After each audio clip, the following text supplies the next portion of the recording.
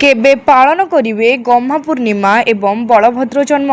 यह साधारण लोकों मध्य लगी रही द्वंद्व। तेबे आसंता 28 तारिख में श्रीमंदिर में अनुष्ठित हो बलभद्र जन्म राखी लगी नीति और सुदर्शन चारि आश्रम विजे किंतु साधारण लोके केबे गम्हा पूर्णिमा पालन करिवे ताकु नै द्वंद्व पड़िछन्ति। एही द्वंद्व को दूर करिछन्ति वरिष्ठ पंचिकार हरिशंकर मिश्र। हरिशंकर मिश्र कहते आसंता 27 तारिख में साधारण लोके राखी पूर्णिमा पालन करेंगे। सकाळ 9:09 रु 28 तारिख 9:49 जाए पूर्णमी तिथि रही। एणु 27 तारिख में राखी पूर्णिमा पालन कहते पंजिकार। 28 तारिख में उदयव्यापी नीति जो श्रीमंदिर में बलभद्र जन्म एवं राखी लगी पालन कर आगामी 27 अगस्त 2026 दिन 9:09 ठारू पूर्णमी तिथि प्रवेश कर तत्पर दिन 28 तारिख दिन रटा 9:49 पर्यंत तेणु आमर जेहेतु पूर्णमी चंद्र पूजा एवं पूर्णमी आमर जो गम्हा पर्व पालन करा जाए ता 27 तारिख दिन पालन करा जिवो। राखी पूर्णिमा आमर उत्कल संस्कृति नुहे आमर ताहा होची रक्षाबंधन। जेन बद्धो बलिराज दान भेन्द्र महासुर तेन तमापि बद्धामी क्षमा चलवाचल यही मंत्र पढ़ी रक्षा सूत्र पुरोहित माने तमांग जजमान हाथ में बांधि था 27 तारिख पालन कर 28 तारिख दिन जो आप भावुं बलभद्र जन्म राखी लगी से राखी पूर्णिमा नुहे राखी लगी आम ये कहीदेवा चाहूँ जे नुआ शिशुटे जन्म हेले कौन दुष्ट लोक दृष्टि को एड़ाई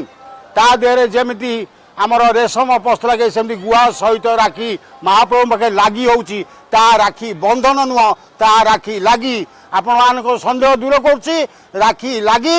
रक्षा बंधन एका नुहे राखी बंधन आमर उत्कल संस्कृति नुहे आमर होची रक्षा बंधन। आपण मैंने जानते आम संस्कृति कौन आमर राखी बंधन आम उत्कल संस्कृति नुहे आ महाप्रभु जहाज कराए राखी लगी राखी बंधन नुहे। सेपटे चलित वर्ष मुक्तिमंडप पक्षर स्वीकृति पंजिकार रही अगस्ट 27 रे रक्षाबंधन और बलदेव जन्म आउ अगस्ट 28 रे श्रीमंदिर में बलभद्र जन्म और सुदर्शन आश्रम विजय रही आउ महाप्रभु राखी लगी नीति अगस्ट 28 रे हेबो। श्रीमंदिर में उदय पर्व को नहीं नीति हेबार विधि रही श्रीमंदिर में बलभद्र जन्म नीति हेबो। तेणु अगस्ट 27 रे रक्षाबंधन पालन करंतु बोली मुक्तिमंडप पक्षर कहुछि। अन्यपटे श्रीमंदिर नीतिकांति अनुसार रक्षाबंधन पर्व पालिबाकू अर्थात अगस्ट 28 तारिख में रक्षाबंधन पर्व पालिबाकू कहिसंती श्री जगन्नाथ संस्कृति गवेषक पंडित सूर्यनारायण रथ शर्मा। उत्कल रे थिबा प्रत्येक घरर भौणी माने अगस्ट 28 तारिख में श्रीमंदिर नीति को पाथेय करी भाई हाथ में राखी बांधिबाकू कहिसंती श्री जगन्नाथ संस्कृति गवेषक श्रीजुक्त रथ शर्मा। गम्हा पूर्णिमा राखी पूर्णिमा एवं महाप्रभु श्री बड़ ठाकुर बलभद्र देवंकर जन्म उत्सव आविर्भाव उत्सव यही पवित्र दिवसटी आमे 28 तारिख दिन ही महाप्रभुंकर श्रीमंदिर रे श्री जगन्नाथ महाप्रभुंकर श्रीमंदिर रे बलभद्र जन्म राखी बंधन एवं सुदर्शन चक्रराजंकर चतुराश्रम परिक्रमा सहित महाप्रभुंकर श्रीमंदिर रे बलदेवंकर जन्म उत्सव पालन करा जायथा एवं 28 तारिख पूर्णिमा हेतु महाप्रभुंकर श्रीमंदिर रे गम्हा पूर्णिमा पर्व श्री जगन्नाथ बलभद्र सुभद्रा स्वहस्तरे रक्षाबंधन रक्षासूत्र बंधन एवं गम्हा वेदी रे महाप्रभुंकर जन्मोत्सव एवं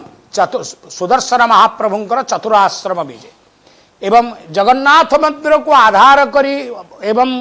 जो माने जगन्नाथ मंदिर उपर चलु थांती से माने 28 तारिख दिन ही महाप्रभुंकर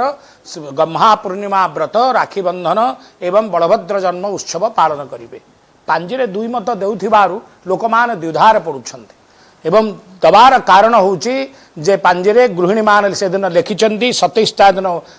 गम्हा बलभद्र जन्म राखी पूर्णिमा राखी पूर्णिमा उपाकर्म इत्यादि अनुष्ठित हो किंतु जेहेतु जगन्नाथ मंदिर महाप्रभुंकर श्रीमंदिर परिचय जो दिन जगन्नाथ महाप्रभुंकर श्रीमंदिर पूर्णिमा बलभद्रंकर जन्म उत्सव बा श्रावण पूर्णिमा ही महाप्रभुंकर बड़ ठाकुरंकर जन्म जयंती पालन करा जायथा तेणु से दिन ही महाप्रभु राखी बंधे तेणु जगन्नाथ महाप्रभु श्रीमंदिर उपर निर्भरशील करुवा एवं जगन्नाथ महाप्रभुंकर नीति सेवा पूजा कांति उपरे विचार करी जो माने नीति कांति विभिन्न मठ मंदिर गृहस्थ करुछंती से माने 28 तारीख पूर्णिमा दिन पूर्णिमा से दिन ही महाप्रभुंकर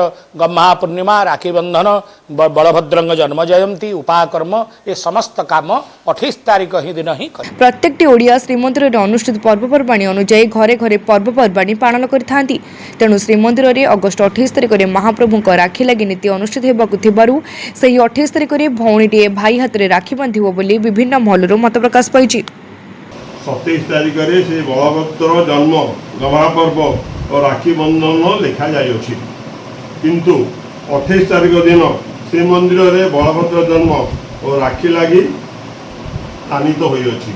जहाँकि किछि लोक मान मध्य द्वंद्व उपजिछि। प्रकृत पक्ष में बलभद्र जन्म 27 अगस्ट दिन हवा उचित गुरुवार दिन हवा उचित कारण बलभद्र जन्म मध्याह्न समय होता एवं जगन्नाथ समस्त पर्वपर्वाणी सूर्य उदय को नहीं करा जाए तेणुक बलभद्र जन्म कर्मकाल को नहीं करा जाइछि और बलभद्र जन्म 27 अगस्ट गुरुवार दिन निश्चित भाव पालन करा उचित एवं जेहेतु सूर्य उदय को नहीं जगन्नाथ मान पर्व करा जाए एवं आम रथयात्रा से कहीलु स्कंद पुराण अनुजाई समस्त यात्रा जगन्नाथ सूर्य उदय को नहीं करा उचित कराउछि बर्तमान ये द्वंद्व समाधान करने आम समस्त को जन दि जाऊे समस्त जगह बलभद्र जन्म 27 अगस्ट गुरुवार दिन पालन कर श्रीमंदिर में केवल 28 अगस्ट शुक्रवार दिन पालन कर समस्त अवगति निमंत्रण जन दि। ब्यूरो रिपोर्ट तीर्थक्षेत्र लाइव।